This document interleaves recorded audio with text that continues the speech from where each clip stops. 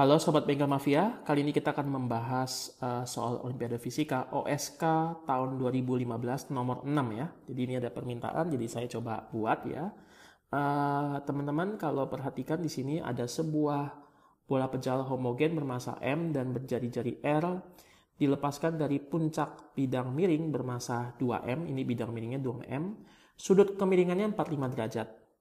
Lalu bidang miring ini licin ya terhadap lantai, itu sebabnya dia bebas bergerak. Jadi ketika bola ini turun, maka di sini akan bergerak. Dan bolanya waktu turun itu menggelinding, gerak menggelinding tidak slip. Ya berarti ada gaya gesek di sini ya. Karena kalau nggak ada gesek, berarti adanya cuma gerak translasi, nggak ada gerak rotasi. Nah, percepatan gravitasi ya G, ya tentukan yang pertama percepatan pusat massa si bola ini relatif terhadap bidang miring. Jadi kalau kerangka acuannya bidang miring, berapa percepatan bola ini terhadap bidang miring? Yang B, berapa percepatan pusat massa bola pejal ini relatif terhadap tanah, lantai ya, atau bidang horizontal yang diam. Yang ketiga, berapa waktu yang diperlukan bola ini untuk sampai ke bawah, ya, untuk menyusuri sampai turun ke bawah, tepi bawah bidang miring. Oke, yang pertama kita mau bahas berapa besar percepatan pusat massa bola ya relatif terhadap bidang miring. Ya kerangka acuannya bidang miring. Nah, pertama kita lihat dulu gambar diagram benda bebasnya. Bidang miringnya itu mengalami gaya paja karena ada bola di sini, dia mengalami gaya normal ya, gaya normal menekan.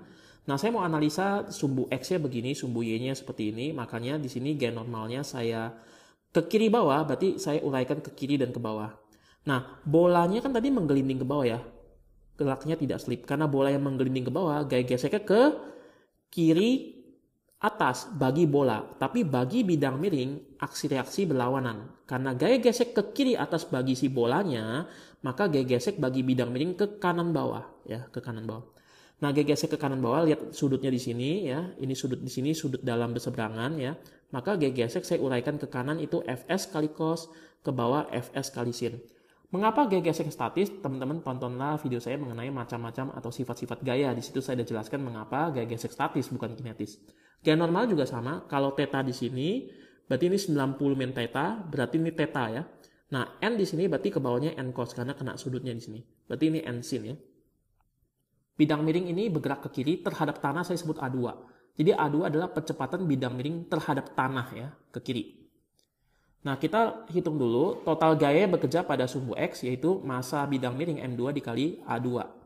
Ada gaya apa saja? Ke kirinya berarti N kali sin dikurang Fs kali cos sama dengan massanya bidang miring 2M kali A2. Ini persamaan 1. Sekarang kita analisa bola pejalnya. Teman-teman, bola ini punya berat ya. Lalu tadi ya ada gaya normal ya melawan ya. Kalau di sini gaya normal ke kiri bawah, bagi bola gaya normal ke kanan atas. Nah, tetanya di sini. Berarti ke atas itu N kali cos, ke kanannya N kali sin. Gaya gesek ke kiri atas. Mengapa? Karena gerak menggelinding tidak slip, dia perlu gaya gesek ke sana untuk torsi ya. Makanya di situ sudutnya di sini. Berarti ke kiri Fs kali cos, ke atas Fs kali sin. Maka total gaya pada sumbu X itu adalah M1 kali A1. Nah, A1 ini apa? A1 adalah percepatan bola relatif terhadap tanah. Di sini tidak ada gaya fiktif ya, karena saya pakai kerangka acuan tanah. Teman-teman yang ingin tahu apa itu gaya fiktif atau kerangka acuan, silakan tonton video saya mengenai kerangka acuan ya dan gaya fiktif. Saya sudah bahas di sana. Nah, di sini total gayanya apa saja? Di sini ada N kali sin, ada Fs kali cos ya. Saya tuliskan ulang. Di situ sampai M1 kali 1. Nah, teman-teman perhatikan. Percepatan bola tertanah ke kanan itu A1, percepatan bidang miring tertanah itu A2. Bayangkan kalau ini ke kanan 2 meter, ini ke kiri 3 meter. Berarti bola terhadap bidang miring berapa? Menjauhnya. Ini terhadap tanah ke kanan 2, ini terhadap tanah ke kiri 3, berarti bola terhadap si bidang miring 5 menjauhnya. Betul ya? Maka percepatan A1, bola 1 terhadap tanah, plus percepatan A2, bidang miring tertanah, sama dengan percepatan bola relatif terhadap bidang miring dalam arah sumbu X. Nah, AR ini kan percepatan bola menuruni bidang miring relatif terhadap bidang miring kan. Nah, di sini kan AR sumbu X berarti apa? AR dikali cos. Ya, karena ingat ya, ini kita sedang analisa sumbu X-nya ya. Dan AR itu adalah percepatan secara miringnya ini. Percepatan si bola relatif terhadap bidang miring, tapi yang turunnya begini ya. Oke. Saya tuliskan, maka N kali sin dikurang F cos sama dengan M1 kali A1. Nah, A1 sama dengan AR cos dikurang A2. Masukin ke sini. Sekarang kita analisa sumbu Y-nya. Bola ini kan meskipun turunnya miring, tapi dia turun dalam arah sumbu Y. Ada gaya apa aja? Ada M1 kali G, ada ke atasnya ada N cos, ada Fs kali sin ya. Seperti itu. Nah, A1 kali Y apa? Turunnya bola itu sama aja turunnya bola terhadap bidang miring dikali sin, ya kan? Tadi kalau cos kan yang ke kanannya ya. Ini kalau dia turunnya bola, turunnya terhadap bidang sama aja turunnya terhadap tanah. Ini kan percepatan terhadap tanah nih, karena ini hukum Newton hanya berlaku terhadap tanah. Nah, karena percepatan terhadap bidang miringnya miring begini adalah AR, maka turunnya ke bawah adalah AR dikali sin. Oke, ini ada 3 persamaan. Satu lagi kita coba analisa gerak rotasinya, torsinya. Sigma tau sama I kali alfa. Torsinya di sini membuat dia berputar hanya gaya gesek. Statisnya Fs dikali R sama 2/5 mr kuadrat kali alfa. Ada R kuadrat. Habis dibagi menjadi Fs sama dengan 2/5 m dikali R alfa. Nah, R alfa adalah A rotasi. Nah, perhatikan. Bola ini berotasi kalau 2 meter, berarti turunnya bola terhadap bidang miring 2 meter. Hati-hati ya, ini rotasi terhadap bidang miring loh. Berarti ini A-nya jangan A1 ya, hati-hati ya, jangan A1 dalam arah sumbu X, bukan terhadap tanah ini terhadap bidang miring. Sekali lagi, kalau dia 2 meter muter terhadap bidang miring, berarti turunnya terhadap bidang miring adalah 2 meter, karena tidak slip. Berarti ini adalah A relatif terhadap bidang miring, AR yang ini nih, yang tadi ya, AR. Oke, ada 4 persamaan di sini, kita coba tulis ulang. Ya, jadi ada N sin, S cos, theta ya, dan seterusnya. Ini saya tuliskan ulang semuanya. Oke, nah teman-teman, ini ada 2 persamaan yang sama ya. Ini N sin kurang F cos, ini N sin kurang F cos ya. Berarti sebelah kanan sama yang sebelah kanan kesimpulannya. 2M, 2A2 sama M. Nah, M-nya sama, saya bagi M, dicoret M-nya menjadi 2A2 sama dengan itu. AR kali cos kurang A2. A2 saya pindahkan ke kiri, ruas kiri menjadi 3A2. Maka persamaannya seperti ini. Nah teman-teman, ini saya dikalikan sin semua ya, yang sebelah atas ini. Kenapa saya kalikan ini min dengan sin? Karena teman-teman perhatikan, di sini ada persamaan N dikali sin, di sini N dikali cos. Supaya N kali sin sama N kali cos bisa hilang, berarti saya kalikan ini dengan sin, jadi N sin cos. Ini saya kalikan cos, menjadi N cos sin atau N sin cos juga. Karena N sin cos sama N sin cos nanti bisa dieliminasi. Jadi persamaan ini saya kalikan sin semua.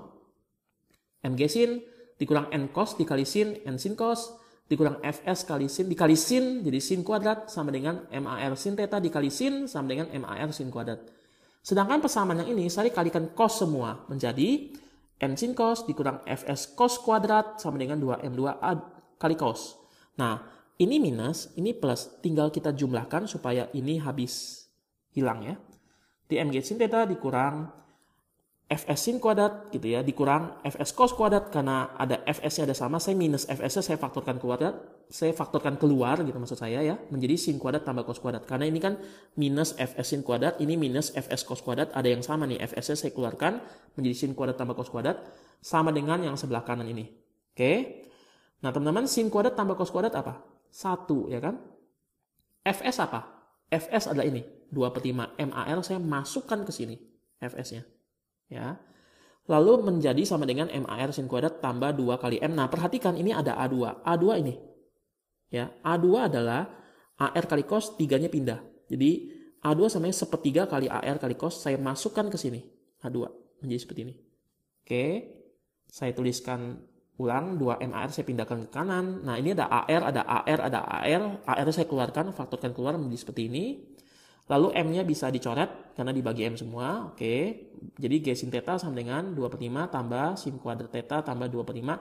Nah, ini cos kuadrat, ini sin kuadrat. Supaya sama, mendingan cos kuadrat saya pakai identitas trigonometri menjadi 1 min sin kuadrat. Jadi 2/3 kali 1, 2/3 kali min sin kuadrat. Nah, 2/3 kali 1 bisa dijumlah dengan 2/5. Samakan penyebutnya, itu menjadi 16/15 ya. 2/3 tambah 25. Nah, sin kuadrat dikurang dengan 2/3 sin kuadrat tadi belum ya. 2/3 kali min sin kan min 2/3 sin kuadrat. Nah, ini ada sin kuadrat. 1 dikurang 2/3, 1/3 sin kuadrat. Maka AR sama dengan ruas kiri dibagi dengan ini, Pengali ini kalau pindah jadi pembagi. Ini ada 15 di bawahnya, bagaimana? Berarti saya atas kalikan 15, bawah kalikan 15. Menjadi seperti ini ya. Oke, saya tuliskan ulang. Ini adalah percepatan relatif bola pejal terhadap bidang miring.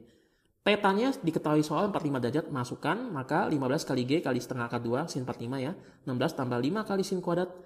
Setengah akar 2 dikuadrat setengah ya. Jadi ini atas kalikan 2, bawah kalikan 2, menjadi 15G akar 2. Ini jadi 32 tambah 5. Nah, 32 tambah 5, 37. Teman-teman mungkin pernah melihat ada solusi pembahasan yang beredar di internet, itu bawahnya ada akar 2. Itu salah ya. Mengapa? Karena ini sin kuadrat, ini bukan sin. Karena kalau sin 45 di kuadrat, itu akarnya hilang. Tidak lagi ada akar di bawah di situ ya. Jadi itu solusinya salah. Jadi saya akan menggunakan yang seperti ini ya. Oke, sekarang kita lanjutkan dulu. Sekarang pertanyaan yang B. Ini pertanyaan yang A, solusinya sudah dapat ya. Ini percepatan terhadap bidang miring. Ini percepatan bola, sekarang pertanyaannya relatif terhadap lantai. Bagaimana cara mencarinya? Oke, saya tuliskan ulang. Ini tadi ya, rumus yang tadi di slide sebelumnya. A2 sama dengan 3A2 sama dengan AR kali cos theta. AR-nya masukin di sini. Menjadi 15 akar 2 kali G per 37 ya. Nah, cosnya cos 45 kan, setengah akar 2. Oke. Setengah akar 2 dikali ini berapa? Setengah akar 2 dikali akar 2 itu adalah ini ya, apa namanya? 1 ya. Karena setengah akar 2 dikali akar 2 saja. Lalu 3-nya dipindah, jadi 15 dibagi 3. Jadi 5 akar 2, 37 ya. Ini tadi setengah akar 2 saya belum kalikan. Ini kalau dikalikan menjadi 5 per 37G. Oke. Lalu kita ingat A1 tambah 2 tadi AR dikali cos ya. Nah, AR apa? AR adalah ini 15 akar 2 per 37 G cos 45. Nah, A2-nya ini saya pindahkan ke kanan. Ini 5 per 37 ini nih ya. Saya pindahkan ke kanan sini. Nah, cos 45 hati-hati ini setengah akar 2 kalikan di sini menjadi berapa tadi? Menjadi 15 per 37G dikurang 5 per 37G sama dengan 10 per 37G. Ini adalah percepatan bola ke kanan relatif terhadap lantai ya, terhadap bidang horizontal. Sedangkan turunnya bola berapa? AR kali sin yang tadi kan. Nah, AR itu adalah ini 15 per 2 akar 37 G dikali sin 45 setengah akar 2 menjadi 5. Ini kalau dikali setengah kalikan itu ini adalah 15 ya, bukan 5 di situ ya. Itu saya salah tulis ya. Jadi teman-teman kalau perhatikan di situ harusnya ini adalah 15. Oke. Jadi itu adalah 15 akar 2 kali setengah akar 2. Setengah akar 2 kalikan akar 2 kan menjadi 1 ya. Jadi 15 per 37G. Jadi ini adalah percepatan si bola pejal dalam arah ke kanan ya, dalam arah horizontal terhadap lantai. Ini ada percepatan bola pejal terhadap lantai dalam arah sumbu vertikal. Kalau teman-teman mau cari totalnya diapain? Di Pitagoras saja ya. Jadi teman-teman bisa Pitagoraskan sendiri. Jadi ini kuadrat ditambah ini kuadrat di akar ya. Tapi saya tidak hitung, saya cukup sampai di situ. Saya tulis komponen-komponennya saja. Ini sumbu X, ini sumbu Y-nya saja. Nah sekarang bagaimana kita menghitung waktu yang diperlukan bola untuk sampai di tepi bidang miring ya. Tepi bawah bidang miring. Nah teman-teman karena dia geraknya ada gerak lurus berubah beraturan, berarti kan delta S sama dengan V0T tambah setengah T kuadrat, delta S-nya L ya. Mula-mula kan dilepas ya, jadi 0 tambah setengah. Nah ini A-nya harus A relatif terhadap bidang miring. Jadi turunnya bola terhadap bidang miring itu kan AR kan. Jangan relatif terhadap tanah ya, salah ya, AR. Nah berarti ini setengahnya saya pindah ke sana di 2L, AR-nya saya pindah ke sana dibagi, maka T sama dengan akar dari 2L per AR. Apa itu AR? AR yang tadi sudah kita dapat 15 akar 2 per 37G. Maka T sama dengan, ini saya pindah ke atas menjadi 74L gitu ya, dibagi 15 akar 2 terus G-nya di bawah. Maka waktu yang diperlukan bola untuk sampai di tepi bidang di tepi bawah bidang miring adalah T sama dengan akar dari 74 dikali L jarak bidang miringnya dibagi dengan 15 akar 2 dikali G. Oke, teman-teman, saya sudahi video saya sampai di sini. Ikutilah video saya. Jika teman-teman mendapat kemudahan melalui menonton video saya, tolong sharekan juga kepada teman-teman yang lain karena dengan demikian saya akan teruskan banyak pembahasan soal yang lebih banyak agar banyak orang juga bisa mendapat berkat dan bantuan melalui video-video yang ditampilkan dari Bengkel Mafia. Harap dunia pendidikan khususnya fisika makin maju. Salam semangat.